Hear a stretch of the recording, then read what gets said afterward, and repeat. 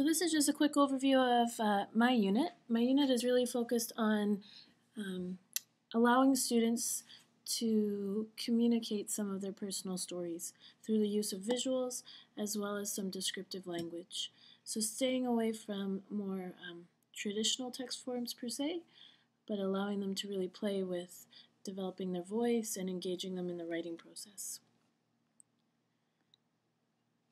So my essential questions really focus on how does an author communicate their voice, looking at the pictures, looking at the text forms, and really deconstructing how authors engage in that process. The second one is looking at how they paint that picture, looking at the word choice, the sentence structures, the text patterns, how those elements really help communicate the message.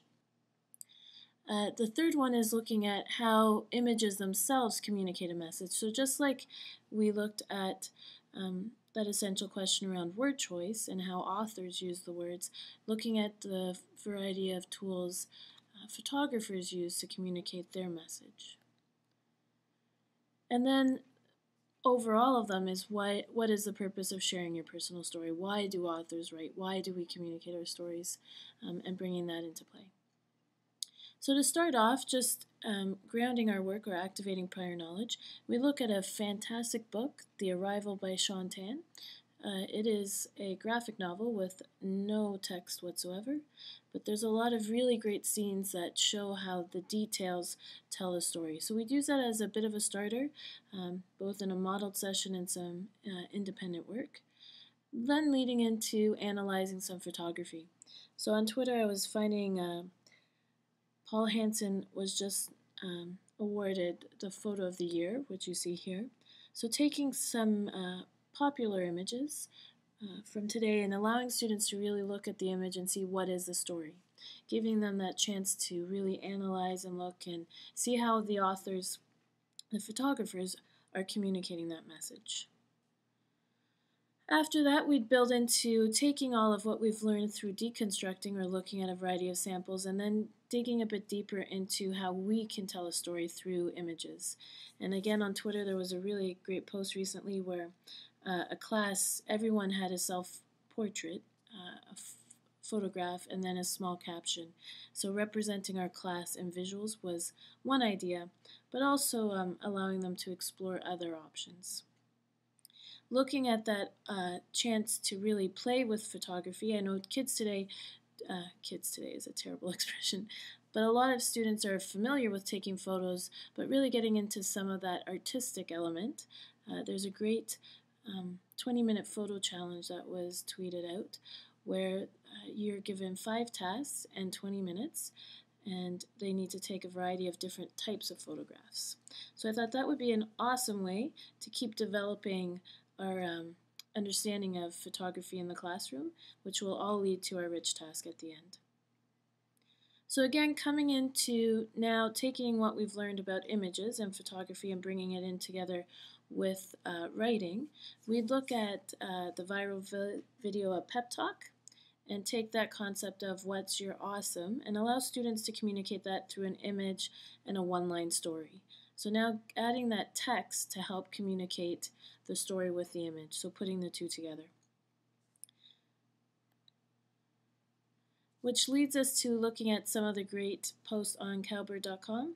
A selection would be chosen just to streamline and make sure we're focused on educational content or content that's appropriate, to look at how the authors chose their image and their text and how looking at the language patterns. My goal here would really be to start creating some anchor charts, which we could use later on when we create our own cowbird.com style entries on our blog, but also moving towards our digital story at the end of the unit. So as we look at the different tools, as we do some peer conferencing and teacher and student conferencing, starting to collecting those tools that authors and photographers use to help communicate their message. Throughout, we really, one tool that I'd like to capitalize on is the media triangle that really, just like we do with text forms, we're looking at those 3 elements. It's a great chance to introduce that and to help students see the variety of sides of that media triangle. And as we said, co-creating that success criteria as we go along. So the final task is then coming and creating a digital story. And I was lucky enough to get a great list of resources from someone I follow on Twitter that's worked in digital storytelling for many years. And there's a great set of articles that we would read first to really set the tone of the task and to help us understand how we can communicate through a digital story. Students would be tasked with sharing one of their stories in 20 pictures or less, and their clips could be no more than 2 minutes. So they'd be going through the writing process just like a traditional writing task, brainstorming ideas, conferencing, designing a draft. We'd be looking at script writing, choosing their media elements. They'd be allowed to either use what they've learned from the photography sessions as well as a variety of Creative Commons tools to bring that media together to tell their story.